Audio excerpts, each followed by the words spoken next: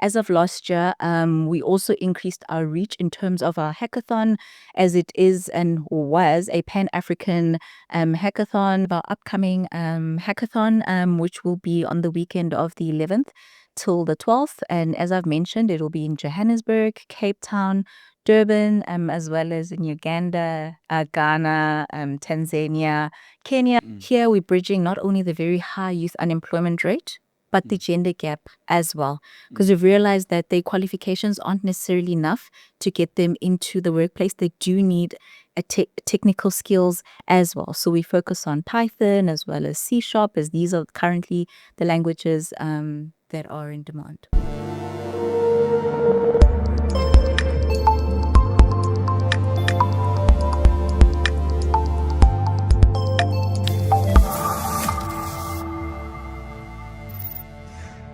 Welcome to the latest edition of ITWeb TV. My name is Admire. Today we are joined by Tinyiko Simbine, who is the co-founder and chief operating officer at GirlCode. GirlCode is an NPO which is involved in the advancement of ICT skills for girls and women. Tinyiko today will be telling us more about GirlCode, all the initiatives that they are doing in order to bridge the gender skills gap in South Africa. Welcome to ITWeb TV, Tinyiko. Thank you, Admire. Awesome. You are the co-founder of GirlCode, Tinyiko. If you can just tell us, why did you decide to start an initiative like GirlCode? And maybe if you can just expand, what is GirlCode actually? Yes, so GirlCode is a social enterprise that aims to empower young girls and women through technology. And how we go about achieving this is by teaching coding and robotics to girls and women of different ages, and then providing them with job opportunities at the end of our programs. And how GirlCode got started and why was after myself and my co-founder attended a couple of hackathons, and we realized that there were no girls in the room or women, and which didn't make sense because in varsity there were girls studying computer sciences. So she then decided to ask her boss at the tech company that she worked at the time for us to host an all-female hackathon. And we hosted that all-female hackathon, and then a year later, the girls who attended that hackathon then, were calling her and asking her, when is the next GirlCode hackathon? And at the time, this wasn't even a thing.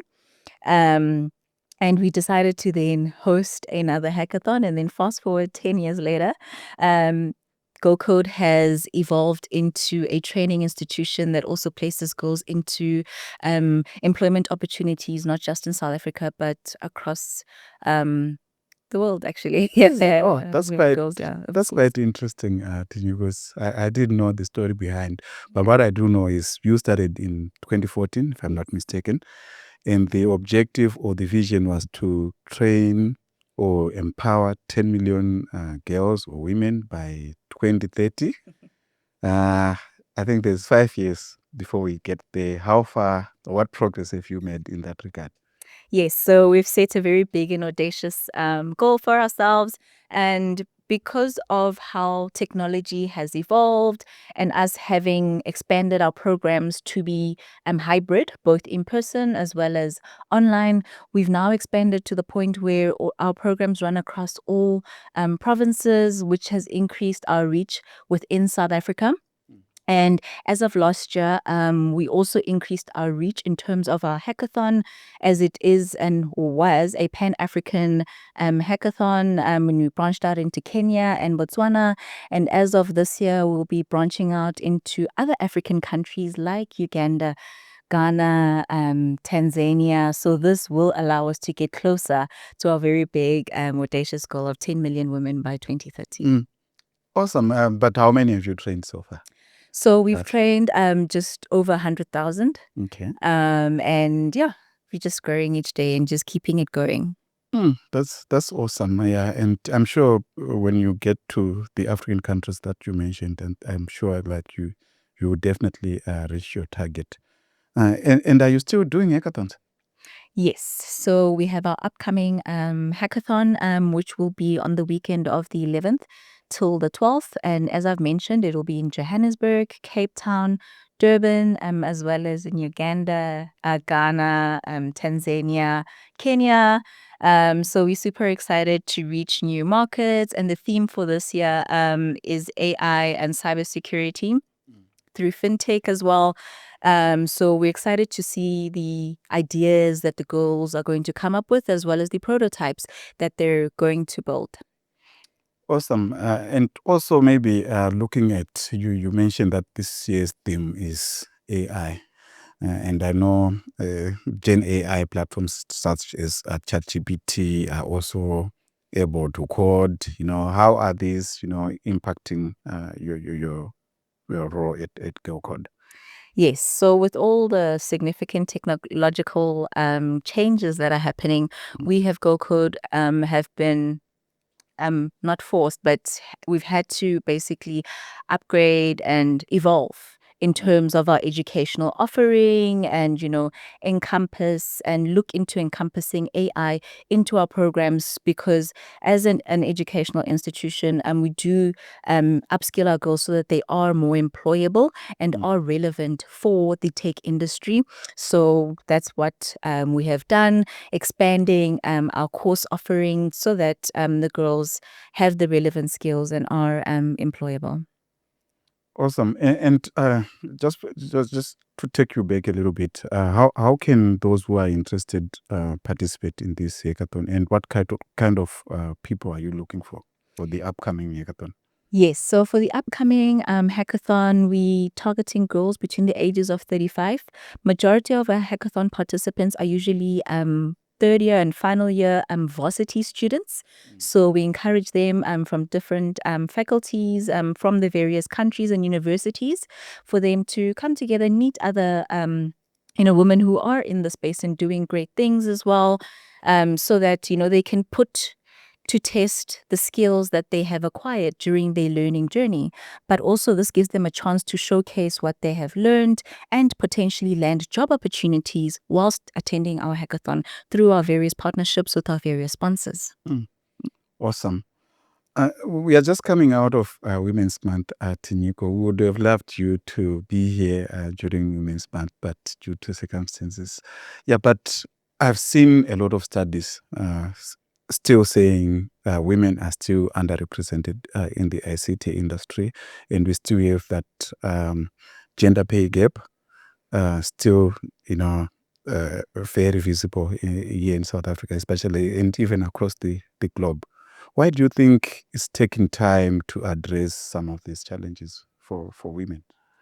Yes, I think because there's still a slightly low representation of females, especially in leadership positions, right? We do need females in leadership positions to help fast track this change. But I think also we don't have enough allies as yet, although men are coming to the party and assisting us.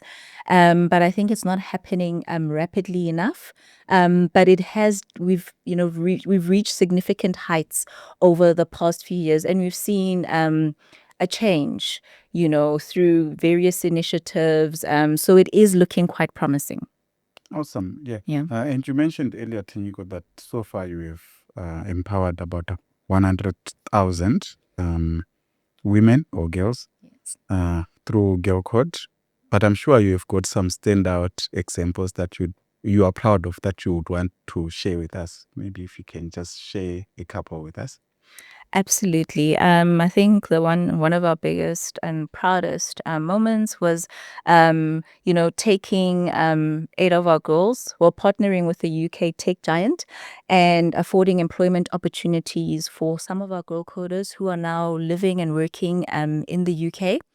I think as much as we do not want to promote sending our talent abroad, but it is important to get our girls competing on an international level, as well as getting opportunities on an international level so they can learn new skills and bring those skills back to South Africa, so they can bring up the next girl in South Africa and show them that, anything is possible and the sky is the limit. Exactly. The sky is indeed the limit. And these courses, is it only coding and robotics, and are they paid for?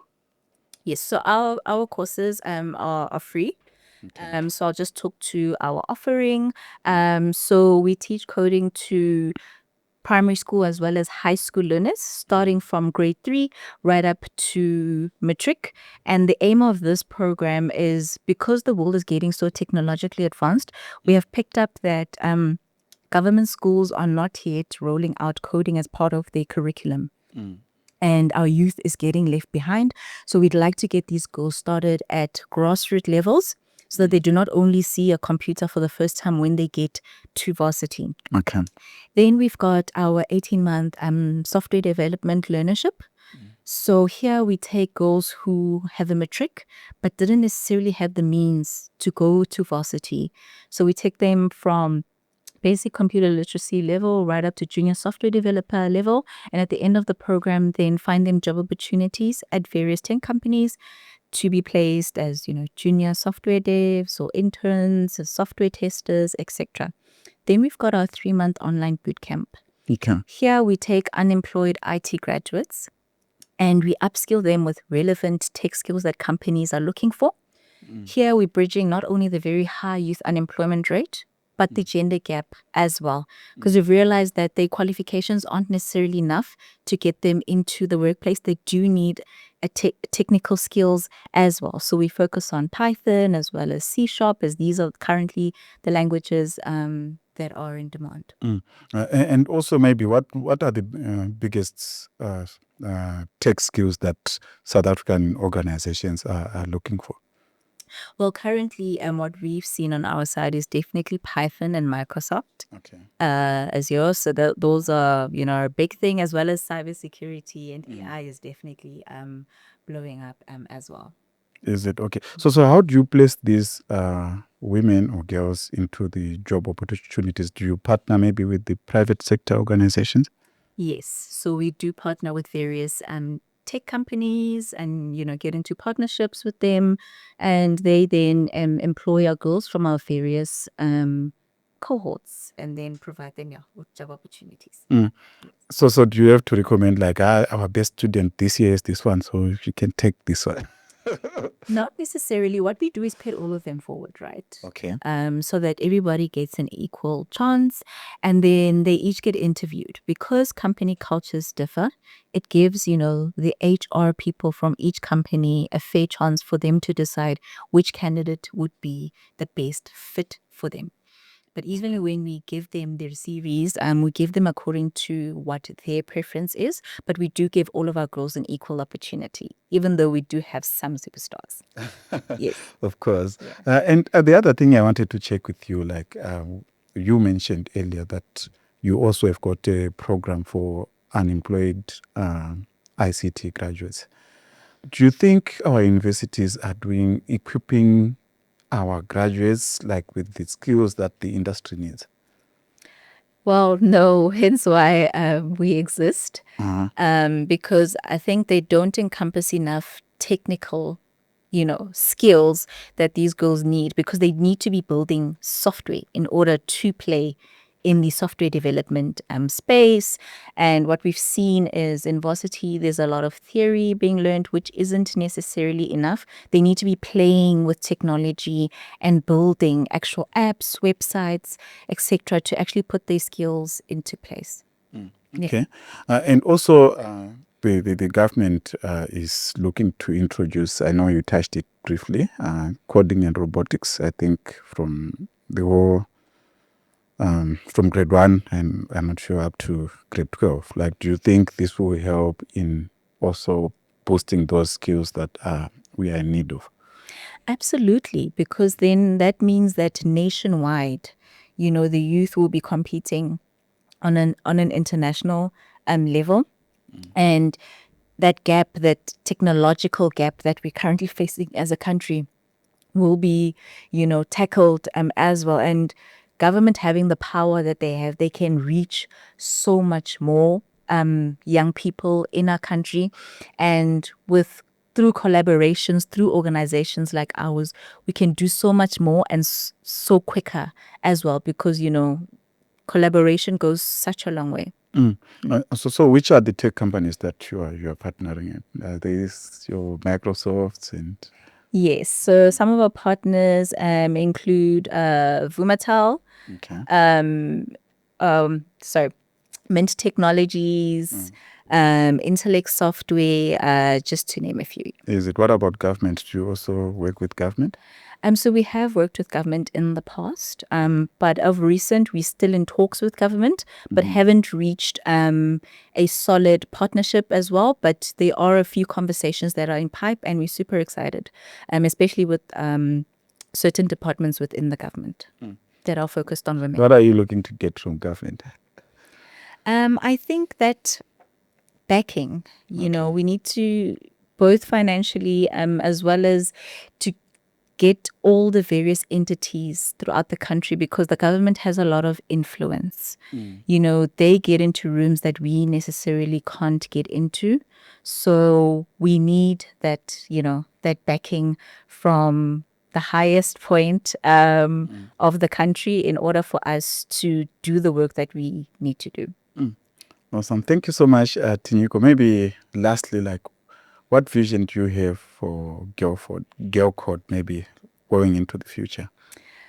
Yeah, so we'd like to see, GirlCode become an edtech institution where you have various girls and women not only learning technology, but building technology and seeing various campuses around various African countries where, we have girls building real technology and eventually working towards having our own, very own Silicon Valley here in Africa. Definitely. I also have got girls. The other one is doing matric, and another one grade 7. You mentioned that you are also working with from grade 3, if I'm not mistaken. I think when they were going to watch this video, they were going to ask, why didn't you talk about us? So how can they also be part of it? Like, how do you reach out to those schools? Do you work with specific schools, or anyone can just come to you? And Yes, so yes to both. We do work with specific schools, but we're not closed off like that. We do allow girls from all over the country to sign up to our programs.